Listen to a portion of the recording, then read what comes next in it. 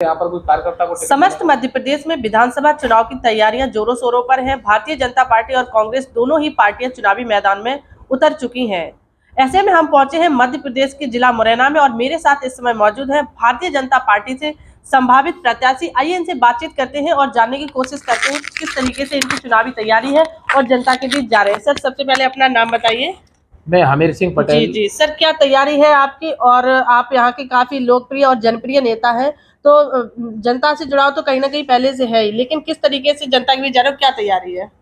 Bharatiya Janata party की जो योजना है, मध्य प्रदेश सरकार की जो योजना है, उनको लेकर के हम लोग बराबर जनता के बीच में रहते हैं। और 2003 से पहले जब मध्य प्रदेश में सरकार बनी 2003 में उमा भारती जी के नेतृत्व में, उस समय से लेकर के और लगातार हम लोग क्षेत्र में लोगों के बीच में सक्रिय रहते हैं। हर दुख दर्द में उनके बीच में रहते हैं, हर सुख में उनके बीच में रहते हैं। कहीं किसी प्रकार की उनकी समस्या होती है, उसको निजात अगर कैसे मिले, उसकी बात हम कहाँ रख सकते हैं, तो उचित पटल पर जहाँ भी कलेक्टर एसपी से और लोकल की जो समस्याएं रहती हैं उनको उठाने का काम हम समय समय पर करते रहते हैं।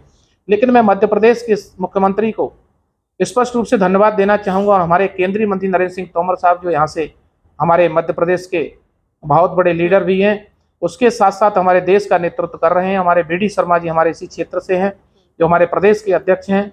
उनके नेतृत्व में हम लोग बराबर भारतीय जनता पार्टी का काम आगे बढ़ा रहे हैं। और पिछड़ा वर्ग मोर्चा में मुझे जो जिम्मेदारी मिली थी उसके तहत मैं पूरे प्रदेश में लगातार सक्रिय रूप से काम तो किया ही, उसके साथ साथ अपने क्षेत्र की जहाँ तक बात करूँ मुरैना विधानसभा की, तो मेरा घर परिवार और गाँव मुरैना और सुमावली विधानसभा दो ऐसी हैं। वैसे पूरे जिले में आप पूछेंगे तो निश्चित रूप से आपको पता लगेगा सक्रियता का, कि मैं भारतीय जनता पार्टी के किसी भी कार्यकर्ता के घर किसी प्रकार की कोई कैजुअलिटी होती है तो उसमें लगातार मैं उनके बीच में रहता हूं और उनके हर संबल में उनको साथ देने का प्रयास करता हूं।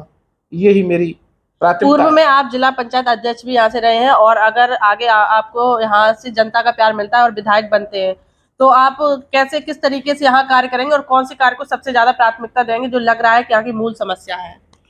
मैं पूर्व में जिला पंचायत अध्यक्ष रहा था 2005-6 में। उस समय मेरी स्थिति ये थी कि मैं 23 विभाग की जिम्मेदारी मेरे पास थी और 23 विभाग के अधिकारियों को लेकर के और साइकिल यात्रा मैंने पूरे जिले की और उस पूरे जिले में 6 विधानसभा हमारे जिले में आती हैं। 6 विधानसभाओं में साइकिल यात्रा के माध्यम से हम लोग घर घर गए। 23 विभागों के अधिकारी मेरे साथ रहते थे, सीओ जिला पंचायत मेरे साथ साइकिल चलाते थे। उसके साथ साथ हमारे प्रभारी मंत्री ने भी साइकिल हमारे साथ चलाई। उसके साथ माननीय केंद्रीय मंत्री जी आज केंद्र में मंत्री हैं, लेकिन उन्होंने जब यहाँ पर वो ग्रामीण विकास मंत्री थे उस समय उन्होंने भी हमारे साथ साइकिल चला करके गाँव गाँव गए हैं हम लोग। और जहाँ हमें समस्या मिलती थी उस समस्या का मौके पर ही हम लोग निदान कराते थे। और वहाँ पर हमें समस्या मिलती खरंजे की, नाली की, हेडपंप की या स्कूल की या आंगनबाड़ी की या स्कूल भवन कहाँ नहीं बना, तो हम जाकर के मौके पर ही उसका निपटारा कराते और मौके पर ही उसकी नींव रखते और मौके पर उस काम को शुरुआत कराते। इस तरह के काम हमने जिला पंचायत के माध्यम से उस समय किए थे। और मगर विधायक का मौका मुझे मिलता है तो मैं निश्चित रूप से आपको आश्वस्त करना चाहता हूं कि मध्य प्रदेश सरकार की जो योजनाएं हैं, जो केंद्र सरकार की योजना है, उनको घर घर तक पहुंचाने का काम अभी तक हम लोग कार्यकर्ता के रूप में किया है और हम कार्यकर्ता के रूप में लगातार उनके बीच में सक्रिय रहे हैं। लेकिन भविष्य में अगर मुझे मौका मिलता है तो मैं भारतीय जनता पार्टी की तरफ से तो मैं रहूँगा ही, उनका कार्यकर्ता हूँ। लेकिन मैं जनप्रतिनिधि होने के नाते मेरा जो दायित्व बनता है, मुझे जो अधिकार रहता है, उस अधिकार के माध्यम से मैं लोगों को चाहता हूँ कि हमारे लोगों को मैं कैसे संबल बना सकूं, लोगों की समस्याओं का कैसे निराकरण कर सकूं और अपने जो कार्यकर्ता हैं उनको कैसे साथ लेकर के चल सकूं, ये सारी प्राथमिकताएं मेरी रहेंगी। उसके साथ आप विकास की मैं बात करूं तो मुरैना जिले में हमारी जो विधानसभा है उसमें मैं बताना चाहता हूं कि हमारी बामौर में पानी हमें चंबल से आज मिल रहा है। पानी की हमारी बहुत बड़ी समस्या थी, वहाँ पर निजात मिली। हमें एक बढ़िया वहाँ पर हमारी जो कचहरी बनी है, जिसको हम तहसील कोर्ट कहेंगे, वो भी नई बन करके और बिल्डिंग में शिफ्ट हो गई है। हॉस्पिटल भी वहाँ बन गया है। हॉस्पिटल मुरैना में बहुत बड़ा बना है, 600 बिस्तर का। इसके साथ साथ 2 हमारे नाले थे, उनको पाटने का काम भी मध्य प्रदेश की सरकार ने किया हमारी विधानसभा में। उसके साथ साथ केंद्रीय मंत्री जी ने हमें बड़ी बड़ी सौगातें यहाँ पर दी हैं, बड़ी बड़ी चौड़ी चौड़ी रोडें। शनिदेव मंदिर का जिसको हिंदुस्तान के अंदर पहला मंदिर है, उसको कॉरिडोर के माध्यम से हम लोग अगले आने वाले समय में देखेंगे। वो केंद्रीय मंत्री जी ने हमको सौगात दी है। उस सौगात में भी हम निश्चित रूप से कहीं ना कहीं भागीदार होने का अगर मुझे मौका मिला तो निश्चित रूप से हम मध्य प्रदेश की सरकार के माध्यम से और ज़्यादा हमारे 101 मंदिर यहाँ पर स्थापित हैं। ठीक है, ठीक है। अच्छा, जो सामान्य मुद्दे हैं आपके शिक्षा, स्वास्थ्य और रोजगार और महिलाओं को लेकर, उस पर आपका क्या विचार है और क्या सोचेंगे अगर आप विधायक बनते तो? मैं अगर यहाँ से मुरैना विधानसभा से नेतृत्व करने का मुझे पार्टी मौका देगी, हाँ। तो निश्चित रूप से शिक्षा के माध्यम से हमारी जो अभी सीएम राइज स्कूल के माध्यम से मुरैना में कुछ स्कूल तो खुले हैं, और शिक्षा के क्षेत्र में हम जहाँ तक आगे बढ़े हैं, हमारे हाई स्कूल और इंटर कॉलेज तो जगह जगह खुल चुके हैं, लेकिन हमें मेडिकल कॉलेज की सौगात भी अभी माननीय मुख्यमंत्री जी ने दी है। 2 दिन पहले मेडिकल कॉलेज भी यहाँ पर स्वीकृत हो गया। 28 तारीख को माननीय मुख्यमंत्री जी संभावित तारीख दी है उन्होंने कि वो आकर के उसका भूमि पूजन करेंगे। इसके साथ साथ स्वास्थ्य के बारे में बात करूँ तो मेडिकल कॉलेज हमारा हो जाएगा। 100 हमारे जो छात्र वहाँ पर रहेंगे उनके लिए रहने की व्यवस्था, और ये हमारा जमीन का आवंटन भी हो चुका है। स्वास्थ्य, शिक्षा और रोजगार की जहाँ तक मैं बात करूँ तो हमारे यहाँ कॉरिडोर 2 बनकर के तैयार हो गए हैं। एक सीतापुर कॉरिडोर बना है जिसमें तमाम सारी फैक्ट्रियां काम कर रही हैं, और बामोर इंडस्ट्री जो हमारा बहुत पुराना इंडस्ट्री था, उसके साथ साथ हमारा पेपर सेवा भी नया कॉरिडोर बना है।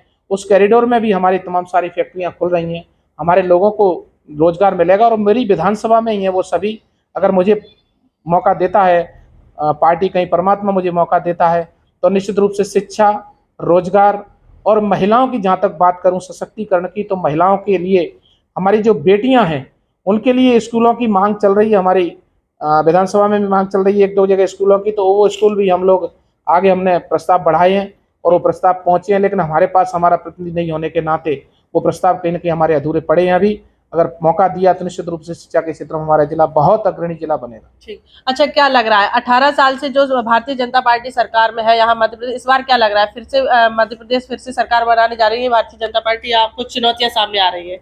देखिए, कांग्रेस के पास किसी प्रकार का कोई मुद्दा नहीं है, और कांग्रेस ने झूठ बोल करके पहले मध्य प्रदेश में सरकार बनाई थी कि हम आपका कर्जा माफ करेंगे, हम बेरोजगारों को 4000 रुपये भत्ता देंगे।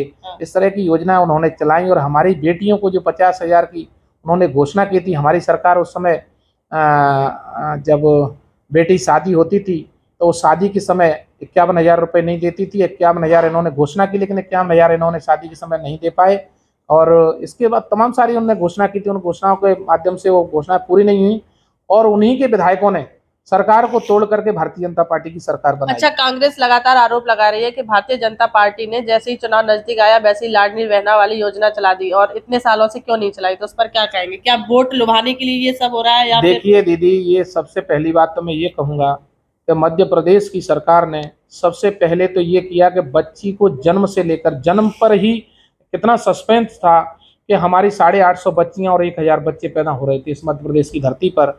इन्हें सबसे पहले बढ़ाने का काम अगर किसी ने किया तो यहाँ के मुख्यमंत्री शिवराज सिंह चौहान साहब ने किया। उसके माध्यम से हमारी बच्चियों को जन्म लेने का मौका मिला, और जन्म के बाद फिर हमारी बेटियां जब पैदा हुई तो पढ़ाई से लेकर के, शिक्षा से लेकर के उसका स्तर वहां तक पहुंचे, और बेटी पराए घर में जाए तो 1,18,000 का चेक लेकर के यहाँ से जाए। ये योजना भी मध्य प्रदेश के मुख्यमंत्री ने शुरू की। ये महिला सशक्तिकरण का पहला हमारा दाव था, उसको हम पहले से ही शुरू किया था, और आज हमारा मौका आया, हमारे पास निश्चित रूप से सरकार है, तो हमने ये लाडली बहना योजना जो चलाई उसके माध्यम से हम बहनों को सशक्त करने का काम कर रहे हैं। लेकिन केंद्र सरकार ने कल कितना बड़ा काम किया आपने देखा होगा। मध्य प्रदेश की क्या, मैं समझता हूँ समूचे हिंदुस्तान की जो हमारी संसद है उसमें बैठने का मौका हमारी 33% बहनों को मिलेगा। तो आपके ध्यान में आएगा निश्चित रूप से कि मध्य प्रदेश की सरकार के साथ साथ केंद्र की सरकार भी महिला सशक्तिकरण में कहीं कोई कोर कसर नहीं छोड़ना चाह रही है। उनका जो अधिकार था, अभी तक केवल उनको वोट तक ही गिना जाता था, लेकिन उनको सही अधिकार दिलाने का कोई काम सरकार कर रही है, तो यहाँ पर भारतीय जनता पार्टी की सरकार कर रही है। चलिए, चलते चलते कम शब्दों में ये बता दीजिए कि समस्त मध्य प्रदेश में भारतीय जनता पार्टी किस भूमिका में है और कितनी सीट लेके आ रही है?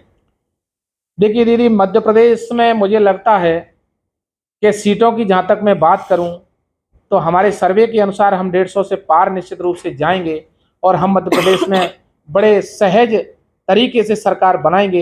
हमारे टिकटों के वितरण की जहाँ तक बात है, और जहाँ तक लोग चर्चाएं कर रहे हैं कि ये लोग भगेंगे वो भगेंगे, कोई कहीं जाने वाला नहीं है। भारतीय जनता पार्टी का कार्यकर्ता ऐसा होता है, कर्मठ कार्यकर्ता होता है, उसको मिले नहीं मिले इससे कोई लेना देना नहीं है। टिकट कहीं कोई बड़ी चीज़ नहीं होती है, लेकिन सरकार बहुत बड़ी चीज़ होती है। इसके माध्यम से हम लोगों के बीच में जाएंगे तो निश्चित रूप से सरकार के माध्यम से हम लोगों की सेवा कर सकेंगे। जी, चलिए, ये थे हमारे साथ मुरैना से भारतीय जनता पार्टी के संभावित प्रत्याशी हरवीर सिंह जी, जिन्होंने कई विभिन्न पहलुओं पर हमसे खास बातचीत की और शिक्षा, रोजगार और स्वास्थ्य पर महत्वपूर्ण चर्चा की। मुरैना से भारतवाणी के लिए वंदना यादव की रिपोर्ट।